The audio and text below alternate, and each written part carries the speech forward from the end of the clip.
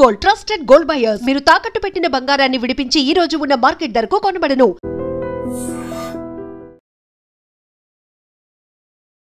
Maoist పార్టీలో విభేదాలు వచ్చాయా, వాళ్ళ మధ్యన భేదాభిప్రాయాలు వచ్చాయా అంటే అవును అంటున్నాయి ఇటీవల జరిగిన వరుస సంఘటనలు.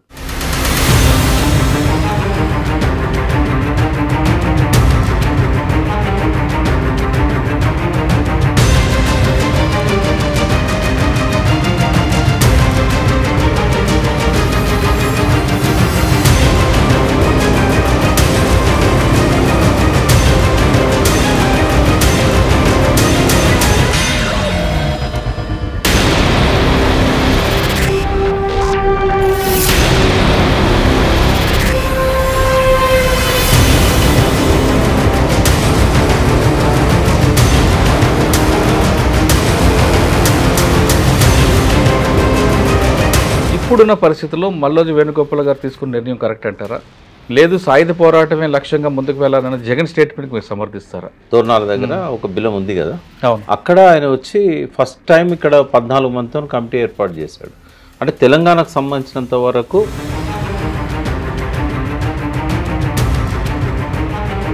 ఉనికి బయటకు వచ్చింది ఆ టైం. ప్రభుత్వం కూడా వాళ్ళ దగ్గర రావడం, ప్రజల దగ్గర రావడం, గ్రామాల్లో కొన్ని అభివృద్ధి జరిగిందంటే నిజంగా అన్నల వల్లే. కానీ క్రమేపీ ప్రజలు ఎందుకు పార్టీకి దూరం అవుతున్నారు? ఇప్పుడు 67 సంవత్సరాలు నక్సలిజం స్టార్ట్ అయ్యి తెలంగాణ ప్రాంతంలో, భారతదేశ వ్యాప్తంగా కూడా. అంటే వాస్తవంగా తెలంగాణ ప్రాంతం నుంచే అన్ని రాష్ట్రాలకు ఈ ఉద్యమం విస్తరించింది.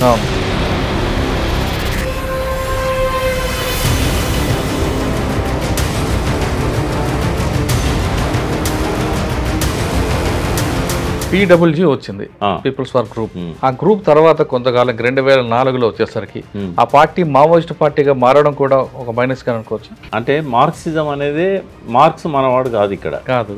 అయితే ఒక ఇజాన్ని తీసుకున్నప్పుడు దానికి సృష్టికర్త ఎవరో అతని పేరు మీదనే వస్తుంది అది.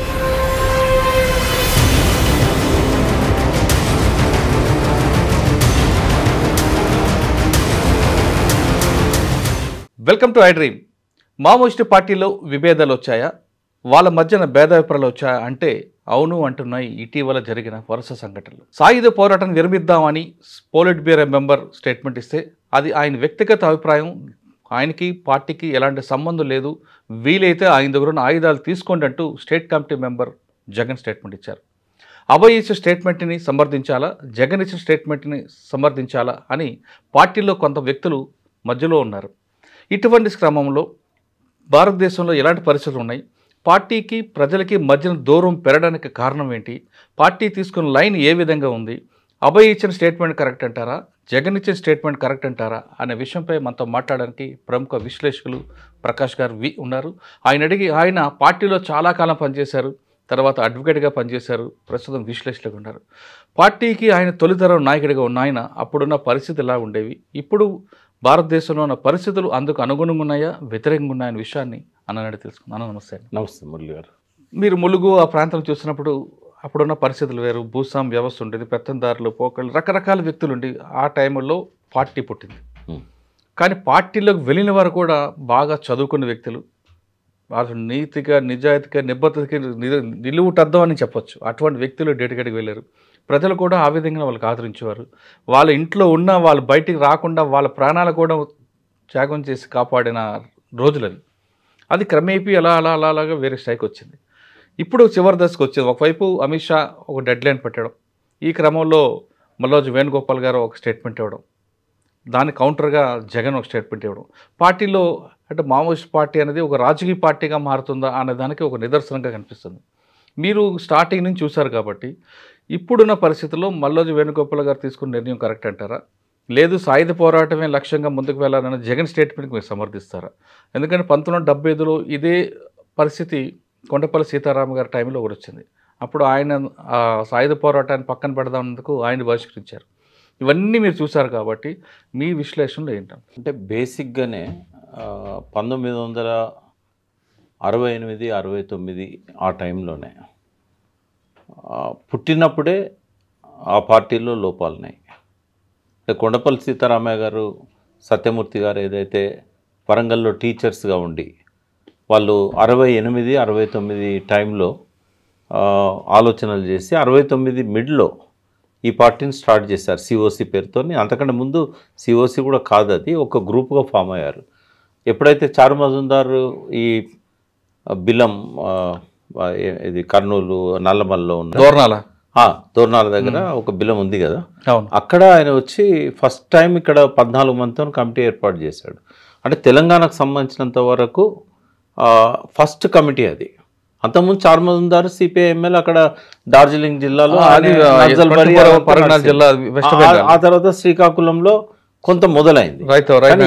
ఎప్పుడైతే 1969 మార్చ్ ఆ ప్రాంతంలో చారు మజుందార్ వచ్చి స్టార్ట్ చేశాడో అక్కడి నుంచి మనం దీని ఉనికిని మనం చూసినట్టయితే అక్కడనే తప్పులు జరిగాయని నా అభిప్రాయం. అంటే ఇప్పటిదాకా అమలైన లైన్ కూడా మీరేమో ఇప్పుడు వీళ్ళ మధ్య విభేదాలలో ఏది కరెక్ట్ అంటున్నారు, నేను బేసిక్గా కాంట్రడిక్ట్ చేస్తున్నా. ఎప్పుడైతే చారు మజుందార్తోని 1968 నవంబర్ డిసెంబర్లోనే తరిమెల నాగిరెడ్డి, దేవులపల్లి వెంకటేశ్వరరావు, చంద్ర పుల్లారెడ్డి, కొల్లా వెంకయ్య, చౌదరి తేజేశ్వరరావు వీళ్ళందరూ పశ్చిమ బెంగాల్ పోయి అక్కడ ఆల్ ఇండియా రెవల్యూషనరీ కమిటీకి నాయకత్వం వహిస్తున్న చారు మజుందార్తో చర్చలు చేసినప్పుడే మీరు తీసుకున్న లైను వైఫల్యం చెందుతుంది, ఇందులో ప్రజల పాత్ర అనేది అంతగా ఉండదు, మీరు అనుకున్న ఈ వ్యవసాయ విప్లవం ఇరుసుగా ఉండే పోరాటం కాదు ఇది అని చెప్పి ముఖం మీద చెప్పొచ్చిన వ్యక్తులు మీరు అప్పటి డాక్యుమెంట్స్ ఉన్నాయి నా దగ్గర. భారత విప్లవకారుల్లో అతివాద ధోరణి అని డివి గారు రాశారు, దేవులపల్లి వెంకటేశ్వరరావు గారు. ఆయనే 1972-73లో జైల్లో ఉన్నప్పుడు రాసిన ఆ డాక్యుమెంట్ ఇవాళ ఉన్న పరిస్థితిని చూపెడతా ఉన్నది. అంటే అప్పుడే ఊహించారు ఆయన అప్పుడే ఊహించారు. దాన్ని బేస్ చేసుకొనే కొండపల్లి సీతారామయ్య గారితో, సత్యమూర్తి గారితో, వరవరరావు గారితో ఆ రోజుల్లో నేను ఈ లైన్ మీద ఇంటరాక్ట్ అయ్యాను. నేను అప్పుడు జస్ట్ 21 ఇయర్స్. అప్పటికే నేను ఈ డాక్యుమెంట్స్ అన్ని చదివి ఉన్నాను. నేను ఎందుకంటే ములుగులో ఉండేవాడిని. 10th క్లాస్ 9th క్లాస్ అంతా ములుగులో చదువుతున్న టైంలో ఈ నక్సలైట్ ఉద్యమం అక్కడనే పెద్ద ఎత్తున మొదలైంది. అప్పుడు చంద్ర పుల్లారెడ్డి, దేవులపల్లి వెంకటేశ్వరరావు, తరిమెల నాగిరెడ్డి ఆధ్వర్యంలో అక్కడ జరిగింది. వరంగల్ టౌన్లో ఆర్ఈసీలో, వరంగల్లో ఆరెంజాయ మిల్లు ఆ కార్మికులలో సత్యమూర్తి గారు బయట ఉండి ఆర్గనైజ్ చేయడము, సీతారామయ్య గారు ఆయన వెనకాల గైడెన్స్ ఇవ్వడము, కొంత అప్పుడప్పుడే ఆ ప్రయత్నాలు జరిగినాయి. కాకపోతే అప్పుడు ఉవ్వెత్తున తెలంగాణ ఉద్యమం రావడంతో ఈ కొండపల్లి సీతారామయ్య గారు, వరవరరావు గారు, సత్యమూర్తి గారు కూడా తెలంగాణ ఉద్యమం మీద ఎక్కువ ఫోకస్ చేశారు. చేసి అందులో వచ్చిన మెరికల్ లాంటి యువకులు, చిరంజీవి ఈ మధ్యన చనిపోయారు, డాక్టర్ చిరంజీవి కొల్లూరి, వీళ్ళు ఇట్లాంటి వాళ్ళని పిక్ చేసుకున్నారు ఈ తెలంగాణ ఉద్యమంలోకి వెళ్ళి. చేసుకొని ఫస్ట్ కమిటీ వాళ్ళు అక్కడ కరీంనగర్లో ఈ గణపతి వీళ్ళందరితో పాటు అక్కడ ఈ నారదాస్ లక్ష్మణరావు, మన అల్లం నారాయణ గారు, అంతకంటే కొంచెం సీనియర్స్ మల్లదిల కోటేశ్వరరావు గారు, ఈ వేణుగోపాలు, ఇదంతా కూడా వరంగల్ నుంచి వీళ్ళు పోయి అక్కడ ఆర్గనైజ్ చేశారు. ఇదంతా ఏ సంవత్సరం అండి? ఇది 71-72. అంటే ఎప్పుడైతే తెలంగాణ ఉద్యమం విఫలమైందో, అణచివేయబడ్డ తర్వాత ఈ ఆవేశంతో ఉన్న యువకులంతా కూడా చిరంజీవి ఆధ్వర్యంలోనే, చిరంజీవి ఇన్ఛార్జ్ అప్పుడు, సో వెనకాల సత్యమూర్తి, సీతారామయ్య గారు, వీళ్ళు ఏం చేశారంటే కరీంనగర్ అండ్ ఆదిలాబాద్ను కేంద్రంగా చేసుకున్నారు. ఎందుకంటే జన్నారం ఆయన తల్లిగారు వాళ్ళంతా కూడా ఉండే కొండపల్లి సీతారామయ్య గారి ఆ తపాలపూర్ ఏదైతే ఉందో అక్కడే ఉంటుంది, అది లక్సెట్పేట దగ్గరలో ఉంటుంది అన్నట్టు. పీతాంబర్రావు హత్య, ఇవన్నీ ప్రీ ఎమర్జెన్సీ పీరియడ్ నేను చెప్పేది. అప్పుడే కదా వీళ్ళు టీచర్స్గా ఉండి వీళ్ళు అండర్ గ్రౌండ్లోకి ఎమర్జెన్సీ టైంలో వెళ్ళి తర్వాత ఈ పార్టీకి లీడర్స్ అయ్యారు. కోటేశ్వరరావు గారు కానీ పార్టీ అప్పుడు ఒక స్థాయిలో మంచి ఉద్యమం ఊపులో ఉన్న టైంలో కొండపల్లి సీతారామయ్య గారు పెంబర్తి దగ్గర ఒక సమావేశంలో పోలీసుల మీద దాడులు చేయాలి అనే నిర్ణయం తీసుకున్న తర్వాతే పార్టీ పూర్తిగా సాయుధ పోరాటంకి వైపు నడిచింది అన్నది వాస్తవం అంటారా? సాయుధ పోరాటము డెఫినేషన్ దీనికి అప్లైయే కాదు. మరి పెంబర్తి తీర్మానం ఏం జరిగింది? అప్పుడు యాక్షన్సే. అప్పుడు ఏం మఫ్టీలో ఉండేది. అంతవరకు పోలీసులకి మా నక్సల్స్కి మధ్యన ఎక్కడ విభేదాలు లేవు కదా, ఆ తీర్మానం తర్వాతే కదా దాడులు ప్రతిదాడులు స్టార్ట్ అయ్యాయి. ఉనికి బయటకు వచ్చింది ఆ టైం. అంటే వాస్తవంగా పీతాంబరరావు హత్య ఆ టైంలోనే బాగా వీళ్ళని అణచివేయాలనే ఒక దృక్పథం పోలీసుల్లో వచ్చేసింది. ఎప్పుడైతే వీళ్ళు చారు మజుందార్తో కనెక్ట్ అయ్యిండ్లో అప్పటికే శ్రీకాకుళం ఉద్యమాన్ని వెంగళరావు గారు అణచేశారు. దాదాపుగా ఆయన హోమ్ మినిస్టర్ అయ్యి ఛాలెంజ్ చేసి మరి ఆయన అగ్రెసివ్గా పోయి లీడర్షిప్ మొత్తాన్ని దాదాపుగా తోముట్టించాడు.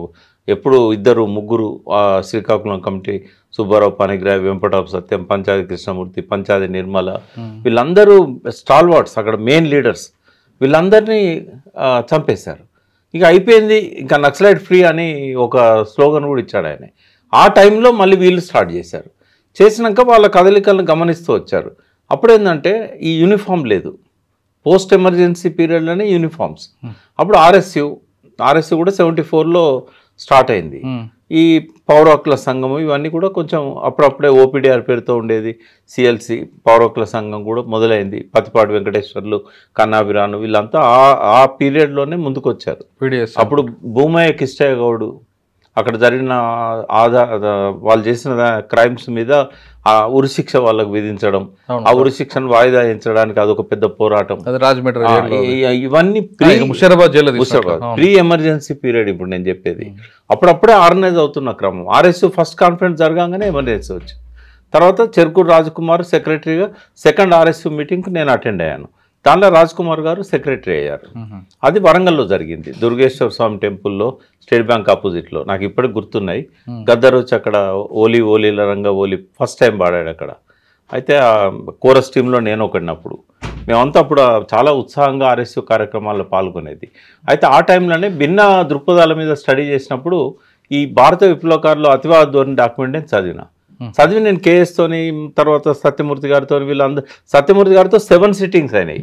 వరవరరావు గారు నాతో ఎక్కువ డిస్కస్ చేయడం ఇష్టం లేక ఈయనకు అటాచ్ చేశారు నన్ను. అప్పుడు బొగ్గులగుంట్లో సారస్వత పరిస్థితుల్లో కాశీపతి గారి పెళ్ళో మరి అది మసూన్ రాజు పెళ్ళో ఎవరో గుర్తులేదు, ఆ పెళ్ళికి ఆయన పెద్ద మనిషికి వస్తే ఆ కాశీపతి సత్యమూర్తి గారు ఇద్దరు కలిసి నాతో చాలాసేపు మాట్లాడారు.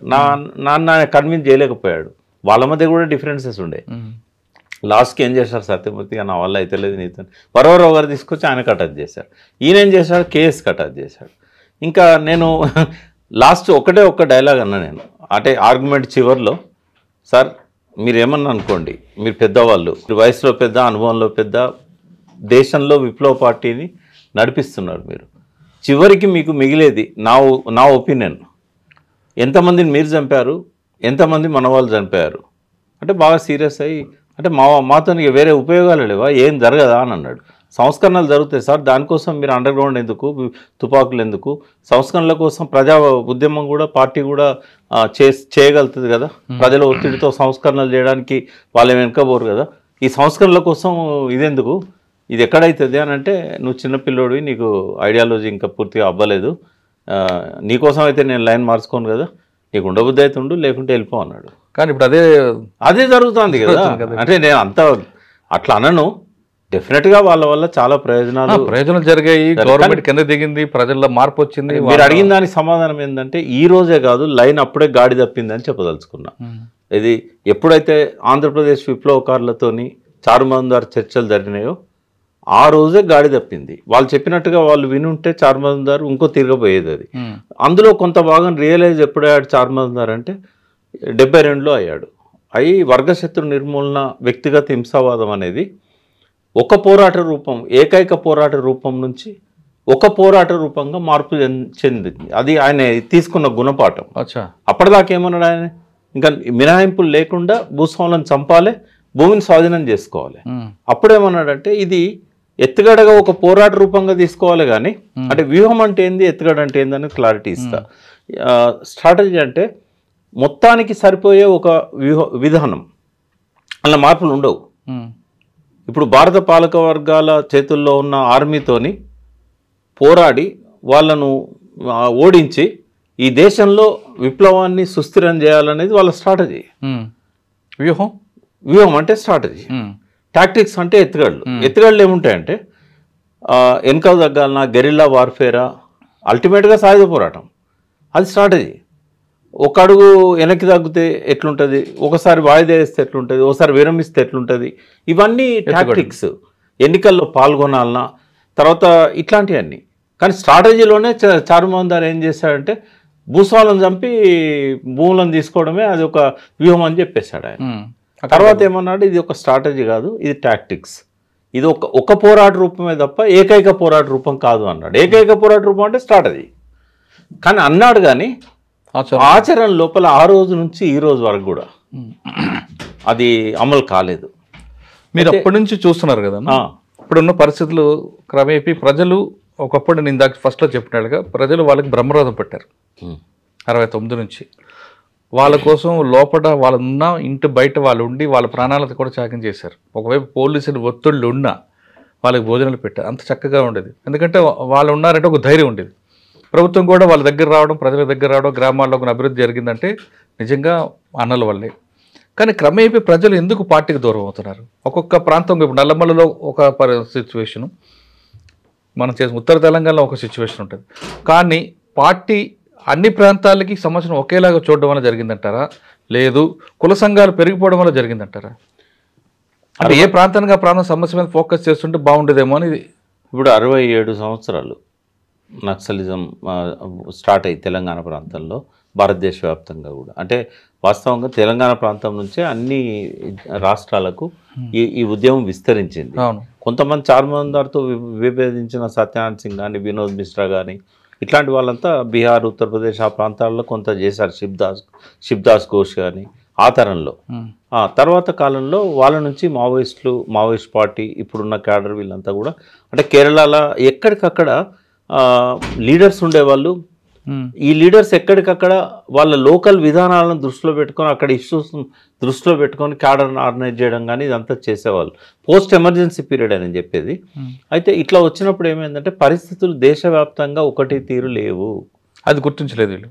అది గుర్తించిండ్రు, కాకుంటే పార్టీ ఒక్కటికే లేదు కదా, అన్ని ముక్కలు గ్రూపులు.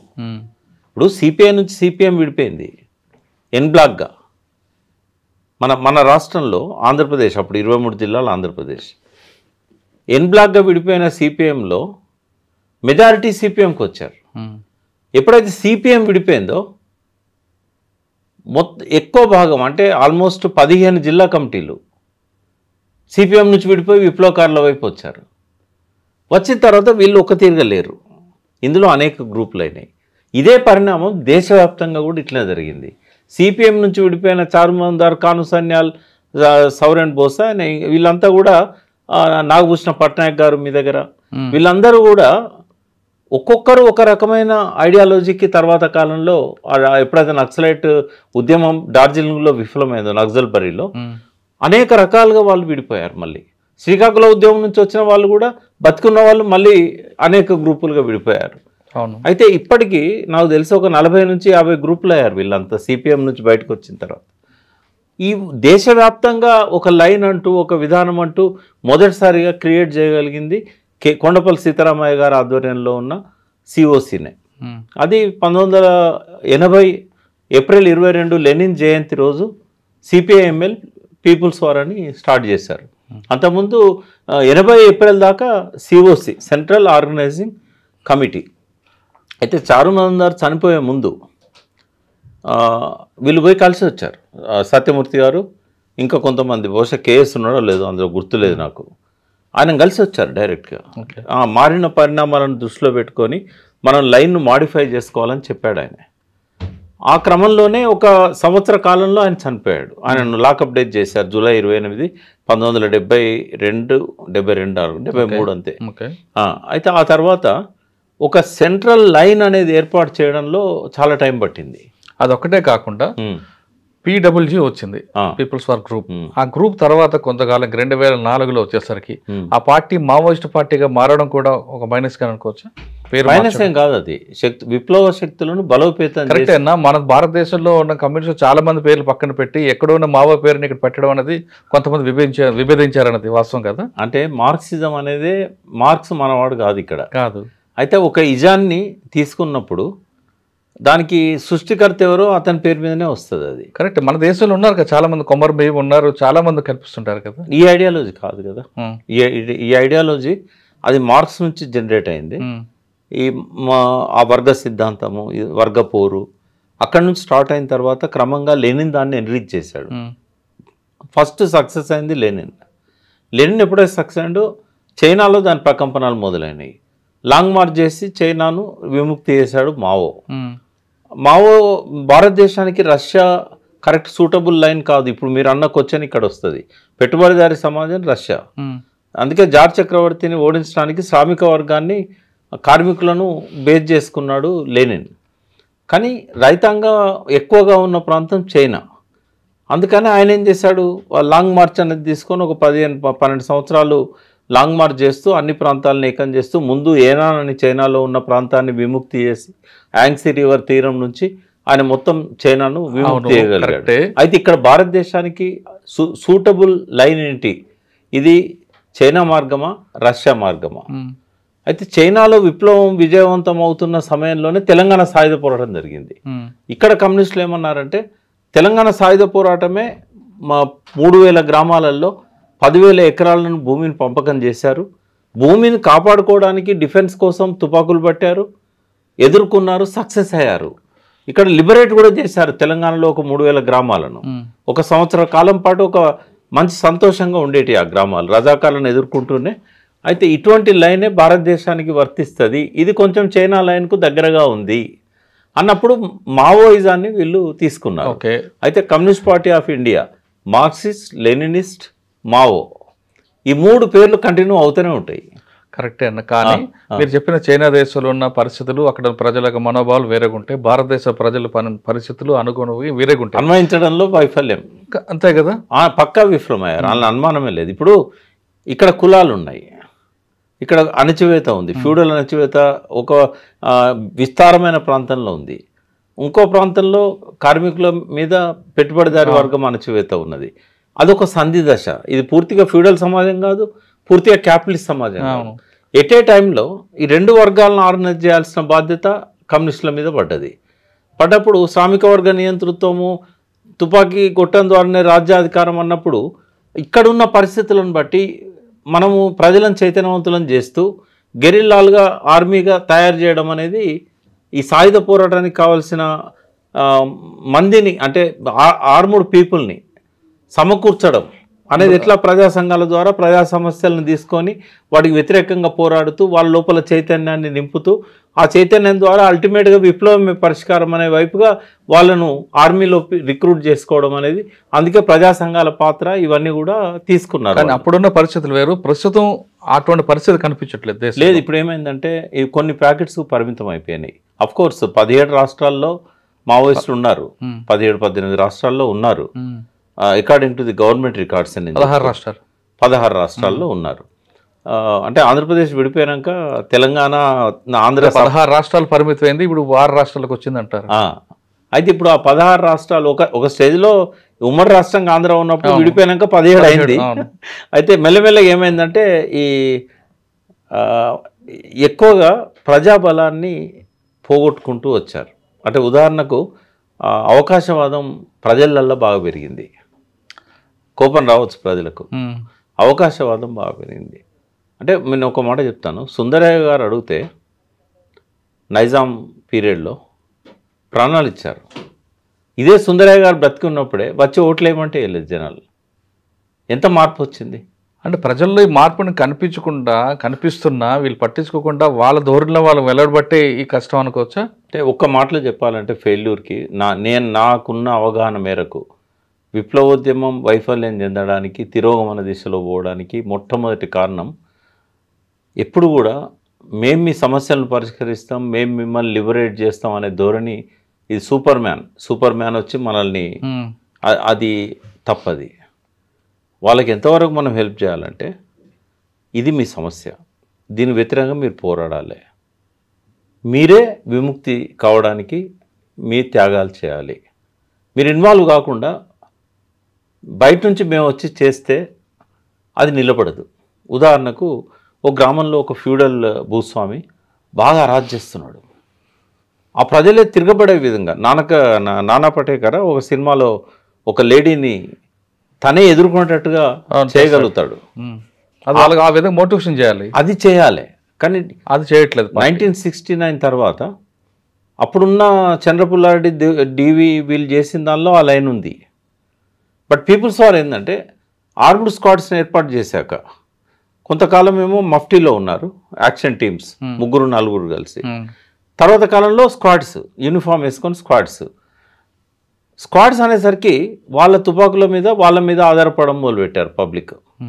వాళ్ళు వచ్చి ఒక బెదిరిస్తారు కదా. 50 ఏళ్ళ కింద గాడి తప్పింది ఇక్కడ. ఎవరి విముక్తి వాళ్ళే ఫైట్ చేసి రాజకీయ చైతన్యం తీసుకురావడం బాధ్యత పార్టీ మర్చిపోయింది.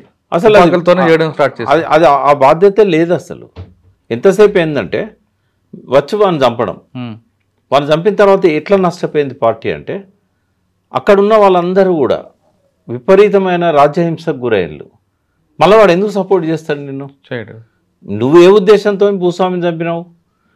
ఈ వీళ్ళ మీద ఆ పీడను నేను తొలగించగలిగితే వీళ్ళంతా నా వాళ్ళు అవుతారు అనుకున్నావు. కానీ ఇక్కడ కాలేదు. కానీ వాళ్ళంతా వాళ్ళు పోరాడి వాడిని చంపేసిండ్రు అనుకో, వాళ్ళు ముందే ఎక్స్పెక్ట్ చేస్తారు మేమేం చంపితే నిర్బంధం మా మీదకి వస్తుంది, తట్టుకుంటామనే ధైర్యం ఉంటేనే వాళ్ళు చంపుతారు. ఆ ధైర్యాన్ని తీసుకురావడానికి బదులు ఓ రాత్రిపూట వచ్చి వీళ్ళు చంపిపోతారు. తెల్లారి వాళ్ళని పోలీసు లాకప్లో పెట్టి విపరీతమైన చిత్రహింసలు చేస్తారు. అందులో కొందరు ఇన్ఫార్మర్లు అవుతారు, కొందరు అడవిలోకి పారిపోయి వీళ్ళతో కలుస్తారు. ఇట్లా జరుపుకుంటూ వచ్చింది. ఒక కామన్ ఒక అంటే సిపిఐ ఎంఎల్ మొదటి నుంచి ఏదైతే చెప్తున్న డాక్యుమెంట్స్లో పేర్కొంటున్న విధానం ప్రకారము ఆ రిక్రూట్మెంట్ జరగలేదు. ట్రైబల్ ఏరియాస్లో మాత్రం కొంచెం భిన్నంగా ఉంది పరిస్థితి. అక్కడ ఏంటంటే అక్కడ వాళ్ళ మీద జరుగుతున్న హింస ఫారెస్ట్ అధికారులది కావచ్చు, పోలీసులది కావచ్చు, ఈ సూడో దళాలు కొన్ని పెట్టారు కదా సల్వాజూడం లాంటి, వాటికి వ్యతిరేకంగా ప్రజలు అక్కడ సిద్ధపడ్డారు. అంటే ప్రజల బయట ఉన్న మైదాన ప్రాంత ప్రజలకు అడవిలో ఉండే గిరిజనుల మధ్య ఒక తేడా ఉంది. అక్కడ ఫెరోషియస్గా వాళ్ళు ఉంటారు. వాళ్ళు చావోరేవో తెలుసుకునే వైపుగా వాళ్ళు కొమరం భీం వారసులుగానే ఉంటారు. వాళ్ళు అల్లూరు సీతారామరాజు కూడా మద్దతు ఇచ్చింది ఆ రకమైన ఫెరోషియస్గా ఉండే మన్యం ప్రాంతంలోని గిరిజనులే. అయితే జార్ఖండ్ కావచ్చు, గడ్చిరోలి కావచ్చు, ఈ అన్ని ప్రాంతాల్లో ఉన్న గిరిజనులు ఆదివాసీలు వాళ్ళు ఈ పార్టీలకు ఒక ఫ్యూయల్ లాగా ఉపయోగపడ్డారు. ఇప్పుడున్న పరిస్థితుల్లో ఏ పార్టీ సపోర్ట్ లేకపోయినా శ్రీలంక తీసుకోండి, బంగ్లాదేశ్ తీసుకోండి, నేపాల్ తీసుకోండి, అక్కడ ఉన్న సమస్యలు ప్రజలే తిరగబడ్డారు ప్రభుత్వాల మీద. అటువంటి ఈ వాతావరణంలో ఇప్పుడు పార్టీకి సపోర్ట్గా మేము వస్తాం, మేము మీ వెనక నిలబడతాం అనే ప్రజలు ఎవరు లేరు. మీరే చెప్తున్నట్లుగా గతంలో పార్టీ కోసం వాళ్ళ భుజాల మీద అన్ని మోసుకొని తిరిగిన రోజులు అవి. ఇప్పుడు అంత టెక్నాలజీకి అలవాటు పడ్డ ప్రజలు ఉన్నారు. వీళ్ళు త్యాగాలు చేయడానికి సిద్ధంగా లేరు. ఈ క్రమంలో మల్లోజు వేణుగోపాల్ గారు ఇచ్చిన లెటర్ ప్రకారం మిడిమిడి జ్ఞానంతో చేసిన మీ పనులు కొన్ని తప్పుదలు నా వల్ల కూడా జరిగాయి కాబట్టి సాయుధ పోరాటం విరమిద్దాం, మనం కూడా వంటి పార్టీని లీగలైజ్ చేద్దామనే ఉద్దేశాన్ని ఆయన ఇండైరెక్ట్గా చెప్పినట్లే. మరి ఇప్పుడు ఇంకొక పార్టీ, ఆ పార్టీలోనే మన జగన్, ఆయన ఏమంటారు, లేదు ఆయన వ్యక్తిగత అభిప్రాయం, ఖచ్చితంగా సాయుధ పోరాటం ద్వారా సాధిద్దామంటారు. ఒకవైపు అమిత్ షా గారి డెడ్ లైన్ దగ్గర పడుతుంది. ఈ క్రమంలో party central committee Malloju Venugopal గారి నిర్ణయం సమర్థిస్తారా, జగన్ గారి నిర్ణయం సమర్థిస్తారా?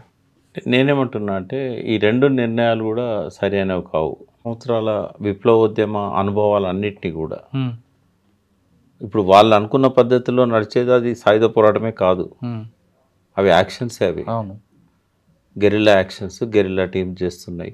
రియల్ సాయుధ పోరాటం అనేది ఎక్కడ స్టార్ట్ అయింది? తెలంగాణలో కానీ, ఆంధ్రలో కానీ, ఈ 16 రాష్ట్రాల్లో కానీ. అంటే నిజంగానే ఆ ప్లాటూన్స్ అట్లా ఏర్పడ్డ తర్వాత ప్రజల యొక్క భాగస్వామ్యము ఒక స్టేజీలో మొదలైంది, కానీ అది ఎక్కువ కాలం అది నిలబడలేకపోయింది. పర్టికులర్గా అబుజ్మాడా ఏరియాలో కావచ్చు, తర్వాత కోటేశ్వరరావు గారు పనిచేసిన, కిషన్జీ పనిచేసిన వెస్ట్ బెంగాల్ మిడ్నాపూర్ ప్రాంతాల్లో కావచ్చు, ఒక బిగినింగ్ అయితే వచ్చింది, కానీ సస్టైన్ కాలేదు అది. ఇప్పుడు నిజంగానే సాయుధ పోరాటం విరమిద్దామంటే సాయుధ పోరాటం ఎక్కడన్నది? ఇప్పుడు విరమించడానికి ఎక్కడన్నది అంటున్నా నేను. లైన్ విరమించకండి, కానీ దానికోసం మీరు తయారు చేసుకున్నారు, అది ఆగిపోయింది, ఇప్పుడు లేదు. అది చిన్న చిన్న టీములుగా మిగిలిపోయారు. రెండవది ఏంటంటే అంటే వాళ్ళు ఎదుర్కొంటున్న సమస్యలు చాలా ఉన్నాయి. అయితే ఇవాళ మాలాంటి వాళ్లకు వస్తున్న ఆలోచన మీరు అన్నారు ఇందాక నేపాల్ అట్లాంటి ఇక్కడ ఎందుకు డెఫినెట్గా సాధ్యమవుతుంది.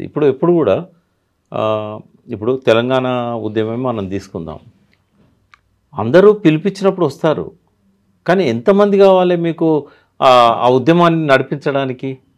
Not even 1 to 2% of the population. ఇప్పుడు ప్రచండ నేపాల్లో అధికారంలోకి రావాలన్నా ఆయనతో ఉన్న కొద్ది మందే కదా ఆ రోజుల్లో ప్రజల్లో ఆ మార్పు రావడానికి కారణమైంది. అంటే చోదక శక్తిగా ఉండేవాళ్ళు లక్షల్లో వేలల్లో ఉండరు, ఫ్యూ హండ్రెడ్స్. నేపాల్లో కూడా అంతే, ఇక్కడ శ్రీలంకలో కూడా అంతే కదా. కానీ ఇక్కడ కూడా భారతదేశంలో కూడా ఒక స్టేజ్లో అనుకున్నారు బట్ అందుకో సాధ్యం కాలేదు. అంటే ఒక పక్కన వాళ్ళు అది గెరిల్లా పోరాటం చేస్తారా, సాయుధ పోరాటం ప్రిపేర్ చేస్తారా అనేది ఒకటి పక్కకు పెడితే, ఆ లైన్ వాళ్ళది ఇష్టం. వాళ్ళు ప్రజల లోపల చైతన్యాన్ని తీసుకొచ్చి ఆ అడవులలో ఎక్కడైతే నిత్యం దోపిడీ కారణమవుతున్నదో, కార్పొరేట్లు ఇవాళ ఎంటర్ అయ్యి పోలీసుల ద్వారా అణచివేస్తున్నారో, అక్కడ ప్రజల లోపల ఆ చైతన్యాన్ని తీసుకురావడానికి ఒక స్కోప్ ఉంది. ఎక్కడైతే అణచివేత దారుణంగా ఉంటుందో అక్కడ పోరాట చైతన్యం అనేది కూడా లేస్తుంది. ఆ ప్రాంతాలను వదిలిపెడితే రిమైనింగ్ ప్రాంతాలు 90% ఉంటాయి భారతదేశంలో. ఈ 5 విస్తారమైన అటవీ ప్రాంతాలు ఒక 5 ఉంటాయి భారతదేశం మొత్తంలో. ఈ 5 ప్రాంతాలు వదిలిపెడితే మిగతా ప్రాంతాలలో ఏం చేయాలి? ఏం చేయాలంటే ఒక పొలిటికల్ పార్టీ అనేది చాలా అవసరం. అది డైరెక్ట్ వచ్చి గణపతి అధ్యక్షుడు ఉండడు. అవును, బూర్జువా ఐడియాలజీతో ఉన్న ఎవరైతే సానుభూతి పరులుగా ప్రజల పట్ల ప్రేమతో ఉన్న వాళ్ళు ఉంటారో ఈ ఫ్రేమ్లోనే ఉంటారు. వాళ్ళు జనరల్ ఎలక్షన్స్ పోటీ చేయడము, అందులో నుంచి ఐడెంటిఫై చేసి ఇవాళ చాలా అవసరం ఉంది. ఇవాళ సెక్యులర్ పార్టీ లేదు భారతదేశంలో. సెక్యులర్ పార్టీ అని చెప్తున్న కాంగ్రెస్ కూడా ఫెయిల్ అవుతున్నది. కాబట్టి ఇవాళ బీజేపీ అనేది సెక్యులర్ కాదు. ఒక విస్తారమైన అంటే ఎక్కువ సంఖ్యలో ఉన్న 15%గా ఉన్న ముస్లిమ్స్ను కానీ క్రిస్టియన్స్ వాళ్ళు కూడా కన్సిడరబుల్ నంబర్ ఉంది. వాళ్ళతో పాటుగా వీళ్ళు హిందువులే అని చెప్పబడుతున్న సిక్కులు కానీ, పార్సీలు కానీ, జైన్స్ కానీ, సింధీలు కానీ ఇట్లా వేర్వేరు మతాలను అనుసరిస్తున్న వాళ్ళు వీళ్ళందరూ కూడా వాళ్ళేం ఓన్ చేసుకోవట్లేదు మేము హిందువులమని. ఈవెన్ హిందువులలో ఉన్న వాళ్ళు కూడా మేమంతా హిందువులమని అనుకోవట్లేదు. ఆదివాసీలు, దళితులు వీళ్ళందరూ హిందువులమని వాళ్ళు అనుకోరు. వాళ్ళ సాంప్రదాయాలు వేరు, వాళ్ళ పండుగలు వేరు, వాళ్ళ దేవతలు వేరు. అందరినీ కలుపుకోపోయే విధంగా ఇటు హిందువులను, అన్ని మతాల వారిని, అన్ని వర్గాల వారిని ఒక పార్టీ అయితే భారతదేశ వ్యాప్తంగా అవసరం ఉన్నది. అంటే మీరు చెప్పినట్లుగా ఆ విధంగా కలుపుకొని పోవాలంటే వాళ్ళు చెప్పే వెర్షన్ ఏంటంటే ప్రభుత్వ ఒత్తిడి ఉంది కాబట్టి మేము బయటకు రాలేకపోతున్నాం అంటారు. వాళ్ళని ఎవరు రమ్మన్నారు? నేను అనేది ఏంటంటే అడవిలో ఒక అండర్ గ్రౌండ్ లీడర్, కేంద్ర కమిటీ స్థాయి నాయకుడు ఉన్నాడు అనుకోండి, అతను కొన్ని వేల మందిని ప్రభావితం చేయగలుగుతాడు బయట సమాజంలో. అవును, మరి వాళ్ళతో ఎందుకు చేయించట్లేదు? ఇప్పుడు ఉదాహరణకు వాళ్ళు ఎంతసేపు ఆ జనతన్ సర్కారు అంతవరకు చేసామని చెప్తున్నారు. నిలబడదు కదా, ఎక్కువ కాలం నిలబడదు. జనతన్ సర్కార్ డెఫినెట్గా వాళ్ళు చేసిన కృషి అద్భుతమైంది. ఇప్పుడు జనతన్ సర్కార్లో విద్యా సంస్థలు నడిపారు. ఇప్పుడు మొదలైంది కాదు జనతన్ సర్కార్, దాదాపు 15-20 ఏళ్ళు అవునైంది. 10th క్లాస్ ఎగ్జామ్ పోయే వాళ్ళ పరిస్థితి ఏంది మీకు తెలుసా? ఇప్పుడు ఆ జనతన్ సర్కార్ స్కూల్లో చదివిన వాళ్లకు అడ్మిషన్లు ఇవ్వట్లేదు 10th క్లాస్లో. బయట ఎవరు హాల్ టికెట్స్ ఇవ్వట్లేదు. ఎవరు వాళ్ళు ఫర్దర్ స్టడీస్ పోవాలంటే కంపల్సరీ 10th పాస్ కావాలి. వాళ్ళని ఏమంటున్నారు తెలుసా? మీరు మళ్ళీ 1వ తరగతి నుంచి జాయిన్ కండి అంటున్నారు. మేము 10thలో జాయిన్ అయ్యి రాస్తాం, ప్రైవేట్గా రాస్తామంటే కూడా ఆ ప్రాంతాల వాళ్ళకి అసలు పరీక్షలు రాసే అవకాశం ఇస్తలేరు. మరి ఇట్లున్నప్పుడు ఆ స్కూళ్ళు ఎట్లా సక్సెస్ అవుతాయి? ఇప్పుడు విముక్తి ప్రాంతం ఉన్ననాటి పరిస్థితులు వేరు. ఆనాటి డ్రోన్లు లేవు, ఆటోమేటిక్ వెపన్స్ లేవు, మానవరహిత విమానాలు లేవు, ఇంటర్నేషనల్ టెక్నాలజీ లేదు. ఇవాళ ఉన్న పరిస్థితుల్లో ఒక విముక్తి ప్రాంతం ఒక చిన్న అబూజ్మడ్ లాంటి ఏరియాలో మనగలుగుతుందా? అంటే ఇప్పుడున్న పరిస్థితుల్లో అంటే మనము ఒక అబూజ్మడ్ ఒకటి ఏనాన్ లాగా మారుతుందా అంటే మారే పరిస్థితి లేదు. రెండవది ఏమైందంటే పాలక వర్గాలు ఇవాళ ఈక్వేషన్స్ మీరు అప్పటి నుంచి 2 సార్లు అడిగారు. ఆనాటి ఫ్యూడల్ వ్యవస్థ ఇప్పుడు లేదు. వాస్తవం వేణుగోపాల్ చెప్పిన దానిలో ఒక వ్యాలిడ్ పాయింట్ ఏంటంటే ఆనాటి ఆ పీడన, ఆ ఫ్యూడల్ వ్యవస్థ, భూములు ఏమైందంటే భూస్వామ్య వ్యవస్థ ఏమైంది, అంటే అర్ధ భూస్వామ్య వ్యవస్థ కూడా ఏమైందంటే ఇవాళ భూస్వామి అనేవాడు ఆర్థికంగా చితికిపోయాడు. ఇప్పుడు నైజాం పీరియడ్లో వెలిగిన నవాబులంతా ఇప్పుడు ఎట్లా ఆటోల్లో తిరుగుతున్నారు చిన్న బట్టలతో. భూస్వాముల పరిస్థితి కూడా అట్లాగే అయింది. ఇంకోటి కుటుంబాలు డివిజన్ అయినాయి కదా, లేదు కదా. కాబట్టి ఇప్పుడు ఏమైందంటే ఆ భూమి అనేది అఫ్ కోర్స్ ఇవాళ అబూజ్మడ్లో జరిగే మారణకాండ అంతా కూడా భూమి కోసమే. ఎందుకంటే ఆ ఫారెస్ట్ అంతా కూడా అదానికో వేదాంతకో ఇట్లాంటి కంపెనీస్కి అప్పచెప్పడానికే కదా అమిత్ షా చేసేది. నిజంగానే ఏదో అక్కడ నక్సలైట్ల వల్ల ప్రజలకు బాధ కలుగుతుంది కాబట్టి అప్పుడు కదా సర్దార్ పటేల్ అన్నట్టుగా రజాకార్ల వల్ల హింస జరుగుతుంది కాబట్టి మేము రజాకార్లను అంచడానికి వచ్చినామని చెప్పినట్టే ఇప్పుడు అమిత్ షా చెప్తున్నాడు. ఈ రెండు కరెక్ట్ కాదు. రజాకార్లను అంచడానికి ఆ రోజు తెలంగాణలో ఆర్మీ రాలేదు, కమ్యూనిస్టులను ఆ రోజు చంపడానికి వచ్చింది. అది అందుకే వాళ్ళని 3 రోజులలో వాళ్ళని ఫినిష్ చేశారు. 3 సంవత్సరాలైనా వీళ్ళు సాయుధ పోరాట విరమణ తెలంగాణలో చేసేదాకా వాళ్ళు వెనక్కి పోలేదు. సేమ్ అదే అమిత్ షా చెప్పే దానిలో కూడా ఏంటంటే అదాని అంబానీల కోసం ఖనిజ సంపదను వనరులను అప్పజెప్పడానికే ఇవాళ ఈ యజ్ఞం చేస్తున్నాడు అమిత్ షా, వీళ్ళందరినీ తుదముట్టించాలి అని. బట్ ఆగిపోయేది కాదు, అది ఒక రూపంలో కాకపోతే ఇంకో రూపంలో లేస్తూనే ఉంటుంది.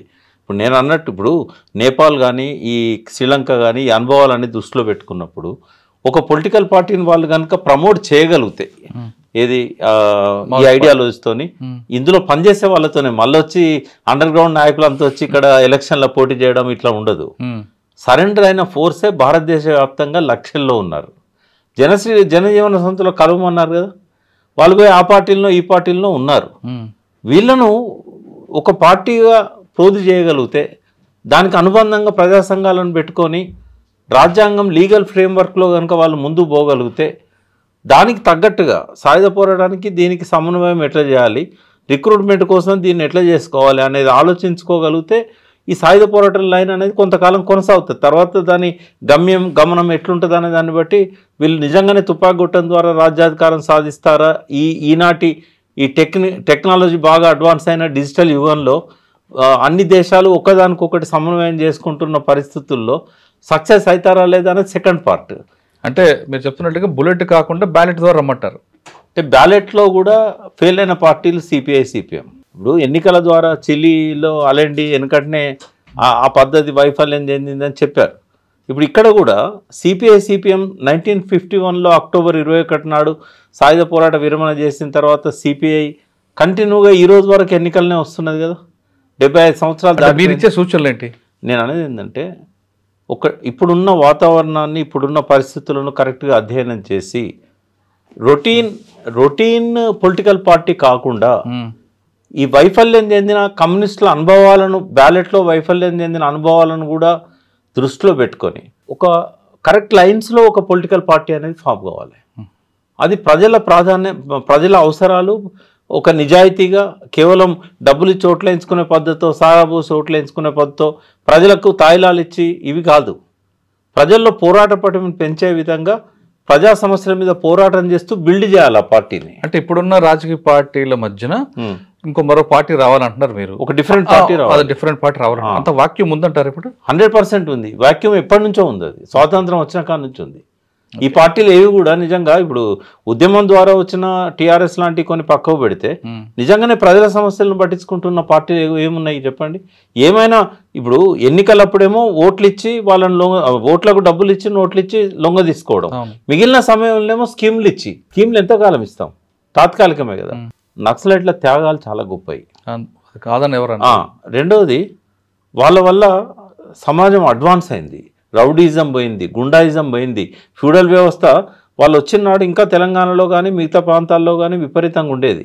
వాళ్ళు ఎక్కడ అడుగు పెట్టారో అక్కడ ఆ ఫ్యూడల్ వ్యవస్థను అంతం చేశారు, దౌర్జన్యాలను అంతం చేశారు. ఆ విషయాలలో గిరిజన కార్పొరేషన్లు రావడం కానీ ఐటీడీఎల్ రావడం కానీ చాలా రకాల సంస్కరణలు వాళ్ళ వల్ల వచ్చాయి. అది డెఫినెట్గా మనం రికగ్నైజ్ చేయాలి. రాబోయే రోజుల్లో కూడా ప్రజలు నిజంగానే ఏ సమస్యలు ఎదుర్కొంటున్నారు, ఒక్కొక్క ప్రాంతంలో మనం అనుకున్నట్టుగా ఒక రకమైన సమస్యలు ఉన్నాయి. ఇవాళ మిజోరాం, మణిపూర్ లాంటి నార్త్ ఈస్టర్న్ స్టేట్స్లో ఒక సమస్యలు ఉన్నాయి, ఇక్కడ మన తెలంగాణ లాంటి ప్రాంతాల్లో ఒక రకమైన సమస్యలు ఉన్నాయి. దానికి తగ్గట్టుగా ఎజెండాను రూపొందించుకొని 2 భాగాలుగా, ఒకటి అండర్ గ్రౌండ్ ఆర్గనైజేషన్, ఒకటి ప్రజల మధ్య ఉండే సంస్థ, దీన్ని సమన్వయం చేసుకుంటూ గత 67 ఏళ్ల అనుభవాలను కూడా సమీక్షించుకోగలిగితే, కొంత ప్రజలల్లో అధ్యయనం చేస్తున్న ఇట్లాంటి మాలాంటి వాళ్ళను కూడా వాళ్ళు ఈ చర్చలల్లో భాగం చేయగలిగితే, ఒక లైన్ ఏర్పాటు చేసుకోవడానికి. ఇప్పుడు ఎవ్వరు కూడా మార్క్సిజం పిడివాదం కాదన్నారు, లెనిన్ చెప్పాడు, మావో చెప్పాడు, చెవెన్లై చెప్పాడు, అందరూ చెప్పారు. బట్ అది పిడివాదం లాగానే అనుసరిస్తే ఎట్లా? భారతదేశ నిర్దిష్ట పరిస్థితులు, ఇక్కడ కులం ఉంది, ఇక్కడ దోపిడీ పరోక్షంగా ఉంది, కార్పొరేట్ల దోపిడీ ఉంది, ఫ్యూడల్ దోపిడీ ప్లేస్లో కార్పొరేట్ల దోపిడీ వచ్చింది. వేణు అన్నదానిలో పూర్తిగా పెట్టుబడిదారు సమాజం కాలేదు, పూర్తిగా ఫ్యూడలిజాన్ని వదులుకోలేదు, ఒక సంధి దశలో ఉంది, అర్ధవలస అర్ధభూస్వామి అన్నట్టే ఉంది. పాలకవర్గాల తత్వం కూడా మారింది, అది వరకు ఉన్నట్టు పాపభీతి లేదు వాళ్ళల్లో. అట్లా ఇష్టాలు కూడా మారాయి, అన్ని మారినాయి. కాబట్టి ఆ వెనకటి కేఎస్ చెప్పిందో చార్మాందార్ చెప్పిందో ఇప్పుడు ఐజ్ రీజన్ అయితే అమలు చేయడం అనేది సాధ్యం కాదు. ఇప్పుడు వేణు రాసిండా, వేణు సంతకం పెట్టిండా అనేది కూడా ఒక అనుమానం నాకు ఉంది. ఆ లెటరు ఏదైతే సుదీర్ఘమైన లెటర్ వచ్చిందో 22 పేజీలు, దాన్ని నాకున్న సమాచారం ప్రకారం ఏంటంటే అది వేణు రాసిండని వేణు సహచర్యలో ఒప్పుకోవట్లేదు. ఒకవేళ వేణే రాసిండు అని పత్రికల్లో వచ్చింది కాబట్టి అది ఆయన వ్యక్తిగత అభిప్రాయం అని చెప్పగలిగారు. బట్ అందరికీ ఉన్న డౌట్ ఏంటంటే ఆయన ఎక్కడున్నాడో వేరే బోర్డ్స్ అయితే ఎవరు చెప్పట్లేదు. లొంగిపోతారని వార్త వాస్తవం అంటారు. అంటే ఒక పెద్ద నాయకుడిని ఇప్పటిదాకా ఆయన గురించి ఎవరు కలవలేదు, ఎవరు పోలీస్ డిపార్ట్మెంట్లో ఎవరికి ఆచూకే తెలియదు. త్వరలో లొంగిపోతాడు అని చెప్తున్నారు అంటే వాళ్ళ కంట్రోల్లో ఉన్నాడా అనేది అనుమానం కూడా వస్తున్నది. ఎందుకంటే ఆయన భార్య సరెండర్ అయింది. సరెండర్ అయిన తర్వాత నుంచే ఈ మనస్పర్ధలు అనేటి పత్రికలలో అక్కడిక్కడ వస్తున్నాయి. మరి ఆయన కూడా అప్పుడే సరెండర్ అయితే ఆయనను బయట పెట్టకుండా ఈమెను బయట పెట్టి ఆయనను అట్లాగే పెట్టారా అనే అనుమానాలు కూడా వస్తూ ఉన్నాయి. కొంతమంది ఇక్కడ 2 వర్గాలుగా విడిపోయారు అనేది. మల్లోజు వేణుగోపాల్ గారు బస్తర్ వైపు మరి కొంతమంది ఒక వర్గం, ఇక్కడ జగన్ హిడ్మా సపోర్ట్తో ఒక వర్గం 2గా విడిపోయారు అనేది వాస్తవం ఉంది. అంటే మనము ఒప్పుకోకపోయినా సంక్షోభంలో ఉన్నప్పుడు, పోరాటాలు ఉద్యమాలు సంక్షోభంలో ఉన్నప్పుడు రకరకాల భేదాభిప్రాయాలు వస్తూ ఉంటాయి. డిఫరెంట్ లైన్స్, మనం చేసింది తప్పేమో, మనం ఇట్లా పోకుండా ఉండాల్సింది, మనం ఇట్లా పోతే బాగుంటుంది అన్నప్పుడు డెఫినెట్గా వైరుధ్యాలు అనేవి ఉంటాయి.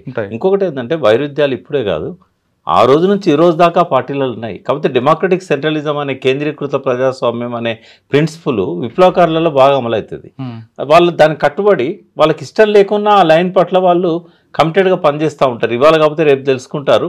ఇప్పుడు ఆ లైన్ను పార్టీ ఒప్పుకుంది కాబట్టి ఆ లైన్లో పోదామని అనుకుంటారు వాళ్ళకి ఇష్టం లేకపోయినా. కానీ ఇప్పుడు ఏమైందంటే ఒక సెంట్రలైజ్ లీడర్షిప్ కూడా పవర్ఫుల్గా లేదు. ఇప్పుడు గణపతి బాగా పవర్ఫుల్గా హ్యాండిల్ చేయగలిగాడు.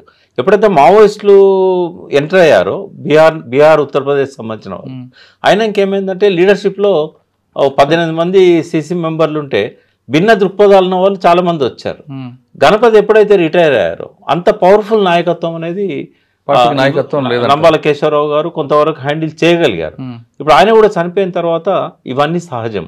ఇప్పుడు ఒక కొత్త లైన్ ఇవ్వాలి కావాలి. మళ్ళీ 60-70 ఏళ్ళు దాటిన వాళ్ళే ఇవాళ సీసీలలో ఉన్నారు. చనిపోయిన వాళ్ళని చూస్తే అందరూ 60-70 దాటిన వాళ్ళే ఉన్నారు. మొన్న లాస్ట్ చనిపోయిన సత్యనారాయణ రెడ్డి గారు, శ్రీనివాస్ రెడ్డి గారు ఎవరైతే ఉన్నారో ఇద్దరు సీసీ మెంబర్స్, సత్యనారాయణ రెడ్డి గారు, గాజల రవి వీళ్ళంతా కూడా. అయితే ఇప్పుడు యంగ్ లీడర్షిప్ రావాలి. ఇప్పుడు పోలీసులేమో చాలా 35-30 ఏజ్లో ఉన్న వాళ్ళంతా చాలా ఉత్సాహంగా కొండలు గుట్టలు ఎక్కుకుంటూ వాళ్ళు వీళ్ళను వేటాడుతున్నారు. వీళ్ళు పాపం నడవలేని పరిస్థితి. చాలామంది చనిపోయిన వాళ్ళని మనం చూసినా లేకుంటే సరెండర్ అయిన వాళ్ళని చూసినా కూడా అందరు అనారోగ్య సమస్యలే. వాళ్ళకు టైంకు తిండి దొరకదు, తర్వాత తిండి దొరకనియరు, తిండి దొరికే తావులల్లో కాపలా పెట్టి వెంటాడుతూ ఉంటారు. మడుగులలో విషం, ఫుడ్ సప్లై చేసే వాళ్ళనే ఇన్ఫార్మర్స్ని పెట్టుకుంటారు. ప్రజలకు అవసరాలు ఎక్కువైతున్నాయి, అప్పులు ఎక్కువైతున్నాయి, ఆశలు ఎక్కువైతున్నాయి. 60 ఇది వచ్చినప్పుడు టెక్నాలజీ లేదు కదా, ఒక కలర్ టీవీ లేదు ఇంట్లో, ఒక సెల్ ఫోన్ లేదు, ఏది లేదు. ఇప్పుడు ఏమైందంటే వీటి పట్ల మొగ్గు ఎక్కువైతూ ఉంటుంది ప్రజలది. ఇన్ఫార్మర్ల వ్యవస్థను పెంచుకోవడానికి ఇవన్నీ కూడా దోహదం చేస్తూ ఉంటాయి. ఈ అన్నీ ఒక 100 కోణాలు ఉంటాయి. మనము లైన్లో మార్పులు తేవాలనుకున్నప్పుడు ఈ అన్నిటిని పరిగణలోకి తీసుకోవాలి. ఒకటి నా సజెషన్ ఏంటంటే పోరాటాన్ని విరమిస్తున్నట్టు ప్రకటించకపోయినా పర్వాలేదు, కానీ ఇప్పుడు గెరిల్లా వార్ఫేర్లో ఏముంటుందంటే 1 అడుగు వెనక్కి 2 అడుగులు ముందుకు అని లెనిన్ రాశారు. 1 స్టెప్ బ్యాక్వర్డ్ 2 స్టెప్స్ ఫార్వర్డ్ అని. అంటే ఇవాళ ఉన్న పరిస్థితుల్లో 1 స్టెప్ బ్యాక్వర్డ్ వేయడం అనేది చాలా అవసరము. ఇప్పుడు పోరాటం విరమణ చేయడం కూడా వ్యూహంలో భాగంగా అనుకోవచ్చు కదా. అంటే విరమణ చేస్తున్నట్టు ప్రకటించాల్సిన అవసరం కూడా లేదు, కూడా వ్యూహంలో భాగం అనుకోవచ్చు కదా. డెఫినెట్గా. అంటే ఇది ఎత్తుగడే, వ్యూహం అనేది మారదు, ఇది ఒక టాక్టిక్ అంతే. మీరు తగ్గుతా చెప్పారు. 2004లో చర్చల పేరు మీద వచ్చారు బయటికి, పార్టీని ఒకసారి అంతటా తీసుకొచ్చారు, పార్టీ నిర్మాణం పెరిగింది, పార్టీలోకి చేరికలు పెరిగాయి. అదేవిధంగా అందులో భాగంగా ఇది కూడా అనుకోవచ్చు కదా. డెఫినెట్గా రావాలి. ఇప్పుడు ఇవాళ ఉన్న పరిస్థితుల్లో అఫెన్సివ్గా పోయే పరిస్థితి లేదు. కానీ మీరు చెప్తున్నట్లుగా ప్రజలు ఇప్పుడు టెక్నాలజీకి మరిగారు, వాళ్ళు సెల్ ఫోన్ లేనిదే జీవించిన పరిస్థితికి వచ్చారు. ఈ క్రమంలో అడవిలోకి వెళ్ళి అంత ఎత్తైన కొండలు ఎక్కడం, దిగడం, భోజనాలు లేకుండా ఉండడం అనేది జరిగే పనే కాదు. వాళ్ళు కాబట్టి వాళ్ళు త్యాగాలు చేశారు. వాళ్ళు మన కోసం, ఎవరి కోసం అయితే, అంటే ఇంత త్యాగం చేసిన వాళ్ళు లేరు అంటున్నాను. లేరు, కరెక్టే, వాస్తవం. ఇక మీరు వర్గ సంబంధం గొప్పదా, రక్త సంబంధం గొప్పదా అన్నారు అనుకోండి, వాళ్ళు వర్గ సంబంధం గొప్పదంటారు. వాళ్ళ త్యాగాలు వెలగట్టలేని దాన్ని కట్టలేము. ఎందుకంటే పెద్దలు చెప్పినట్టే హిమాలయ పర్వతానికంటే కూడా ఉన్నతమైనవి. కానీ ఇప్పుడున్న జనరేషన్ లో వర్గ సంబంధం అవసరం లేదు, నా సంబంధమే నాకు కావాలి, తల్లిదండ్రులు కూడా అవసరం లేదు అంటే ఇటువంటి నేచర్ ఉన్న పబ్లిక్ లో వాళ్ళు ఏ విధంగా మీరు అన్నట్లుగా రమ్మంటారు? రాలేరు. అంటే నేను అనేది అడవిలో ఉండే వాళ్ళ సంఖ్య తగ్గుతుండొచ్చు, ఆశలు అనేటి అట్లాగే ఉండొచ్చు. కానీ నేను అనేది అంటే ఇవాళ ప్రజలకు ఏం కావాలి? ఇప్పుడు ఆకాశంలో మార్క్సిజం ఉంది, అక్కడ నుంచి చేయబట్టి నువ్వు లాగుదామంటే వీడేమో భూమి మీద ఉన్నాడు, వీడి తెలివి ఇక్కడ ఉంది, వాడి తెలివి అక్కడ ఉంది. కాబట్టి ఒక్కడు వాళ్ళే దిగి రావాలి, వీళ్ళు ఎగరలేదు. అప్పుడు ఏంటి, వీళ్ళు ఇక్కడున్న వాళ్ళని నడిపేయాలంటే వీళ్ళు ఎలక్షన్ కార్యక్రమాల్లో ఉన్నారు, ఎన్నికల ద్వారానే మార్పు కోరుకుంటున్నారు, ఓటర్లుగా అందరూ ఎన్నికలలో పాల్గొంటున్నారు ఎక్కువ శాతం మంది. అటువంటప్పుడు ఇందులోకి వాళ్ళు వచ్చి వీళ్ళ భ్రమలను తొలగిస్తూ నిజమైన ప్రజాప్రభుత్వాల ఏర్పాటు కోసం ఎక్కడైతే పొరుగు దేశాలలో జరుగుతున్నది ఉందో ఎందుకు చేయకూడదు ఆ ప్రయత్నం అని నేను అంటున్నా. అక్కడ అది స్టాండ్ బై పెట్టుకోవచ్చు. వాళ్ళని విరమించుకుంటారా, తాత్కాలికంగా ఒక్క అడుగు వెనక్కేస్తారా, అవసరమైనప్పుడు విజృంభిస్తారా, దట్ ఈస్ డిఫరెంట్. 2 అంచెలుగా జరగాలి. ఇప్పుడు ఎవరి కోసం పోరాడుతున్నాం? ఈ ప్రజల కోసమే కదా. ఆ ప్రజలే పాల్గొన్నప్పుడు, ఆ ప్రజలే మిమ్మల్ని పట్టించుకున్నప్పుడు ఆ లైన్కి ఎందుకు పోవాలి, ఈ లైన్కి ఎందుకు రాకూడదు? ఈ ప్రజలకు ఏం కావాలి?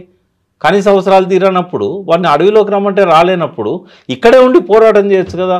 ఇక్కడ జరుగుతున్న దోపిడీ తక్కువేం లేదు కదా. ఒక ప్రజాస్వామ్యయుతంగా కార్పొరేట్లకు వ్యతిరేకంగా ఫైట్ చేయడానికి భూమిక క్రియేట్ చేయొచ్చు కదా. అదానీలకు అంబానీలకు వ్యతిరేకంగా ఎన్నని అప్పచెప్తారు? ఇంకా అదానీలకు అంబానీలకు పోర్టులు పోయినాయి, ఎయిర్పోర్ట్స్ పోయినాయి, ఖనిజ సంపద పోయింది. ఈ దేశంలోనే కాదు, చుట్టూ ఉన్న దేశాలలో కూడా మొత్తం వాళ్ళకే పెడుతున్నారు. అంతరాలు పెరిగిపోతున్నప్పుడు ప్రజలను ఒక అడుగు ముందుండి నడిపించగలిగే స్థాయికి మావోయిస్టులు ఉన్నట్టయితే డెఫినెట్గా సమాజం అడ్వాన్స్ అవుతుంది. ఇప్పుడు వచ్చిన 60-67 ఏళ్ళ అనుభవాలకు భిన్నమైన అనుభవాలు రాబోయే తరాలు చూడగలుగుతారు. ఇప్పుడున్న పరిస్థితులకు అనుగుణంగా పార్టీ నిర్ణయం మార్చుకొని ప్రజలకి ఏది అవసరమో దానికి అనుగుణంగా రావాలి.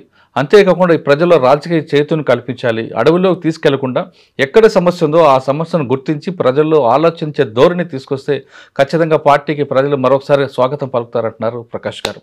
ఇది మావోయిస్టు పార్టీ విభేదాలపై ప్రకాష్ గారి విశ్లేషణ. మరో అంశాల్లో మళ్ళీ కలుద్దాం. అంతవరకు నమస్తే. Thank you. And for more videos, please subscribe to iDream. Please subscribe to iDream. Please subscribe iDream. And please subscribe to iDream. For more videos, subscribe to iDream. please like, share and subscribe to the channel. Congratulations, iDream. Subscribe to iDream. Subscribe to iDream. So subscribe to iDream Media. iDream ki iDream team andarki huge congratulations. Please subscribe iDream Media. Please subscribe to iDream. Subscribe iDream. Please subscribe to iDream. iDream అంటే నా కళల ఛానల్ను subscribe చేసుకున్న నోరు తిరుగుతలేదు, మీరైతే గంట గుర్తు కొట్టండి. For more such videos, please subscribe to iDream. Subscribe to iDream. Please subscribe to iDream. Please subscribe iDream Media. Please do subscribe to iDream. Please subscribe to iDream Media. For best entertainment and information, please subscribe iDream. And don't forget to subscribe to iDream.